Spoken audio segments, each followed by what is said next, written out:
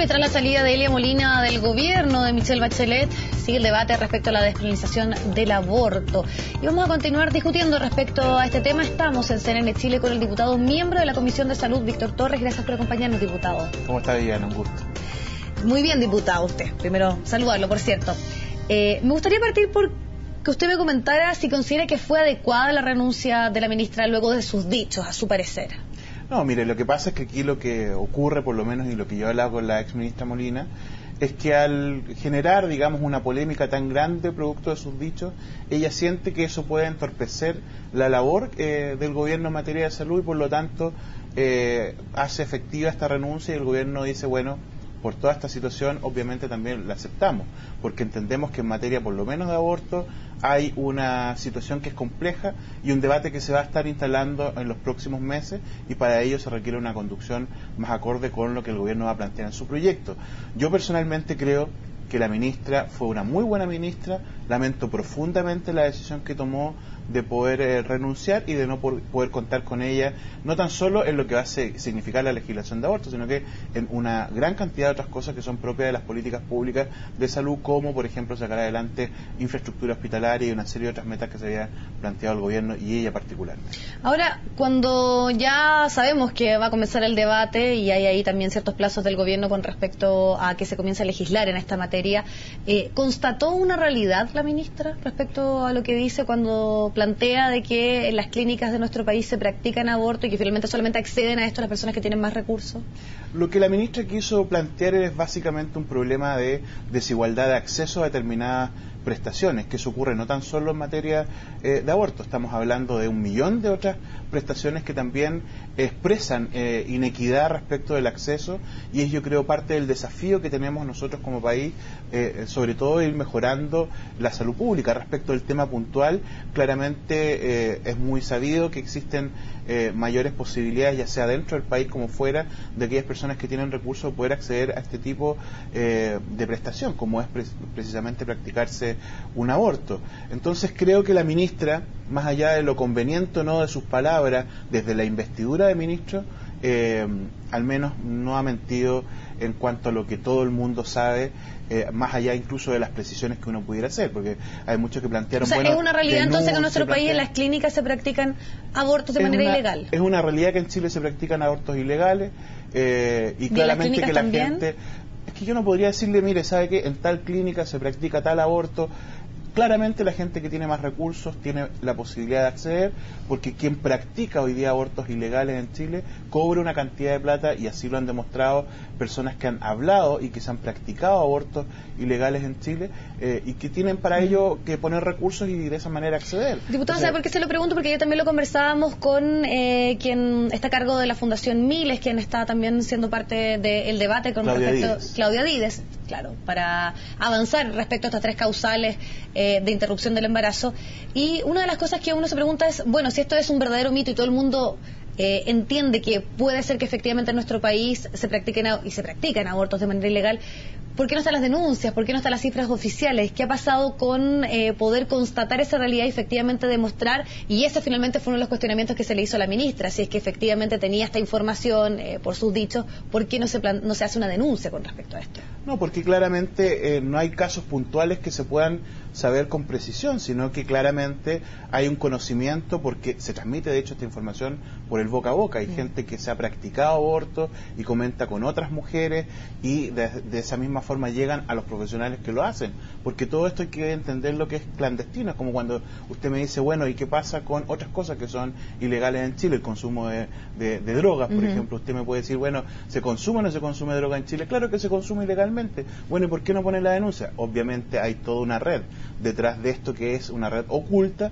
que no se conoce, pero que no significa que no exista ese problema. Lo mismo ocurre con esta otra situación que es ilegal en Chile, que obviamente pasa, aun cuando no conozcamos precisamente los detalles de en qué clínica o qué profesional. Si se supiera, obviamente la obligación es de hacer la denuncia. Muchos profesionales han optado incluso en no hacerla, porque ellos comparten que debiera existir legalidad respecto del aborto, algunos de ellos de manera libre, otros en las causales que ha planteado la presidenta. Diputado, también se habló con respecto a la salida de la exministra de Salud, que más bien esto fue una especie de excusa que se utilizó porque había una mala gestión, que estaba mal evaluada y que si es que hubiese un cambio de gabinete iba a salir ahí, en ese momento. ¿Usted cuál es la evaluación que hace respecto a la gestión de la exministra de Salud y si cree que efectivamente eso fue lo que determinó su salida? No, mire, yo creo que aquí hubo una situación particular que fue bastante compleja y el gobierno tomó la determinación en virtud de aquello de poder aceptar la renuncia de la ministra porque ella misma también entendía que estaba dificultando el cumplimiento de este tema en particular por parte del gobierno. Decir que ella venía en un cambio de gabinete, mire, la verdad es que uno entiende que hay aprovechamientos políticos, sobre todo por parte de la oposición, de poder tratar de manchar determinadas gestiones. Claramente eso es algo que no podemos saber. La Presidenta de la República es la única que tiene claridad sobre los cambios y quienes vendrían en una supuesta modificación de gabinete mayor. No sabemos si viene, no sabemos quiénes van a estar en los cambios. Todo esto cae en el ámbito de las elucubraciones. Yo me quedo con que la ministra Molina hizo una buena gestión, tuvo un buen vínculo con los parlamentarios de gobierno de la Comisión de Salud y claramente también creo que ella tomó un liderazgo en determinados puntos que me hubiese gustado haberlo visto continuar. Ahora quien está en este momento de forma subrogante en el cargo es el subsecretario Jaime Barrows, quien además es de su partido. ¿Usted cree que es un hombre idóneo para reemplazarla? Mire, Jaime hoy día está reemplazando, claramente está establecido que el reemplazo, la subrogancia del ministro la toma en primer lugar el subsecretario de Salud Pública. Yo tengo la mejor impresión de Jaime, creo que es un profesional completamente idóneo para poder asumir durante todo este tiempo y por todo el tiempo que la Presidenta le plantee, digamos, el ministerio como subrogante. Eventualmente algunos lo han planteado como nombre para que siga como ministro titular. Creo que él tiene todas las condiciones, todas las competencias para asumir o la subrogancia o la titularidad y con ello continuar como subsecretario de Salud Pública en cualquiera de los ámbitos que se le considere. Yo creo que es un aporte. ¿Y qué le parece que uno de los cuestionamientos que se haga, que tiene justamente relación con el tema que estamos hablando, es que él, antes de ser subsecretario, habría manifestado su, más bien, reticencia a avanzar respecto a la despenalización de estas 3 causales? ¿Eso podría ser un impedimento para que él asuma el cargo de ministro de Salud? Yo creo que por ningún motivo. Mire, yo con Jaime tengo diferencias internas respecto a esta materia. Yo estoy de acuerdo con avanzar en las 3 causales.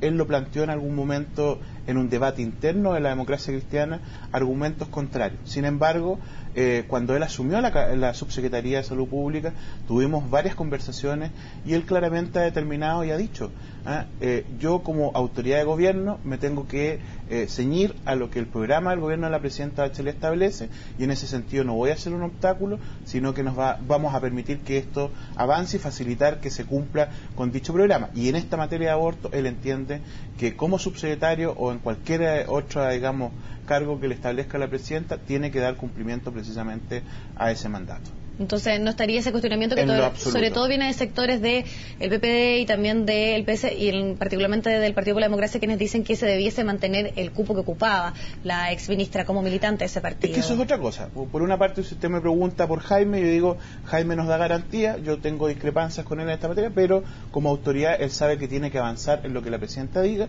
Y por otro lado, lo que ha planteado otros partidos digamos, de la coalición, en este caso el Partido por la Democracia, que siente que el cupo es propio, claramente es algo que va a tener que definir la Presidenta. Nosotros como Democracia Cristiana no hemos salido a pedir el cupo en lo absoluto. Vamos a ser muy respetuosos de lo que la Presidenta decida. Si se mantiene en el PPD el cargo, digamos, de Ministro de Salud, bienvenido sea. Vamos a apoyar al hombre o la mujer que la Presidenta decida. Hay varios nombres que han dado vuelta. Si es Demócrata Cristiano, bueno, nosotros ya hemos dado una opinión respecto a quién nos parecería. Diputado, lo que se han planteado algunos parlamentarios, principalmente senadores de su partido, es que el debate respecto a la despenalización no es una prioridad en materia de salud y que podría postergarse eventualmente. ¿Cuál es su parecer con respecto a esto? No, yo no comparto esa opinión. Yo creo que este punto, si bien, claro, uno puede entrar en la comparación de una serie de otros elementos que son materia legislativa, uno podría decir, mire, ¿sabe qué? La ley Ricarte Soto, hacer esta comparación. Yo creo que el tema de la legislación de despenalización del aborto en Chile es una materia urgente, porque claramente siguen ocurriendo hechos con una frecuencia a lo mejor no tan alta, pero hechos que son súper complejos. Y cada vez que ocurren son en materia de discusión y debate público.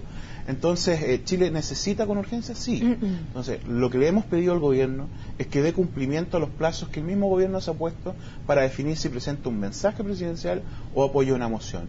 Esto, por lo que nos ha dicho la ministra del CERNAM, debiera ocurrir de aquí a fines de enero. ¿Usted cree que se van a cumplir esos plazos? Yo creo que sí, que el gobierno de aquí a fines de enero va a tomar esta decisión y lo más probable es que a partir de marzo comencemos ya con el debate en la Comisión de Salud. Espero que en la Cámara de Diputados, que es más o menos lo que hemos conversado con el gobierno. ¿Le parece bien que esté y que ya se ha señalado públicamente que quien va a estar detrás un poco encabezando este debate por parte del gobierno sea la ministra del CERNAM? Porque también ahí se hablaba si le correspondía al CERNAM o al Ministerio de Salud. Sí, a nosotros nos hubiese gustado que hubiese partido en un ministerio distinto al CERNAM, porque tenemos una concepción distinta, quienes queremos avanzar en las tres causales que ha planteado la presidenta desde la perspectiva demócrata cristiana, creemos que son excepciones, no que son materia de derechos sexuales y reproductivos de la mujer, y tenemos diferencias, pero entendemos que le corresponde más al ámbito de la salud, cree usted, más que al tema... o al ámbito de la salud o a un ministerio que pueda coordinar tanto el CERNAM como el Ministerio de Salud. Habíamos planteado que podría haber sido, por ejemplo, la SECPRES, que pudiera coordinar esto. Bueno, la presidenta ha tomado una decisión. Nosotros lo que nos preocupa fundamentalmente, más que qué ministerio comande, es cuál es el contenido del proyecto, ¿no?, de la indicación sustitutiva, del mensaje o de la decisión que termine tomando finalmente el gobierno. Eso es lo más importante a nuestro juicio. Diputado, sabemos cuáles son las tres causales: inviabilidad del feto, cuando hay problemas y se pone en riesgo la vida de la madre, y también en caso de violación.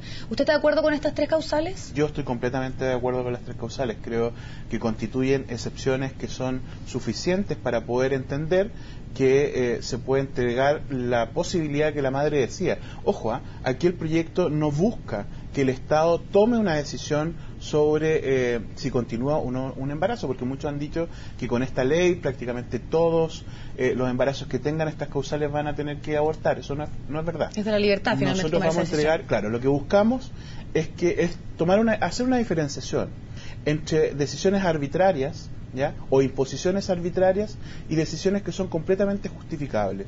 Hoy día hay una imposición arbitraria, la prohibición de que se practique aborto en cualquier causa, ¿ya? Decisiones arbitrarias pueden ser consideradas las de aborto libre, ¿ya? Por eso que no estamos de acuerdo ni impulsamos aborto libre, pero sí entendemos que hay excepciones que justifican claramente una decisión de esta naturaleza, y en estas excepciones tenemos que entregarle a la mujer que está viviendo cosas o situaciones muy dramáticas la decisión de continuar o no con un embarazo. Y estas tres causales son claras, precisas y a mi juicio completamente justificadas. Diputado, sabemos que hay voces distintas dentro de la democracia cristiana, tal vez donde se da mayormente este debate respecto sobre todo al punto de en caso de violación. ¿Cuál es su parecer con respecto a la libertad que podrían tener o no de votar respecto a este tema los parlamentarios de la democracia cristiana? Se lo planteo porque algunos han dicho que se podría tener efectivamente objeción de conciencia, quienes particularmente en ese punto puedan tener una visión distinta a la que usted plantea, que sí estaría a favor. Mire, claramente lo más probable es que exista esta posibilidad de libertad de votación, porque estamos hablando de un tema que no es orientado a una política pública tan clara y precisa como muchas de las otras materias que son o que ha impulsado el gobierno. Aquí hay convicciones y miradas desde el humanismo cristiano que son distintas y que tenemos que ser capaces de poder respetar. Hay aquellos que no quieren legislar y no quieren modificar esta materia, este punto, y son respetables sus posiciones. Ahora, son minoritarios dentro de la bancada, tanto de diputados como senadores.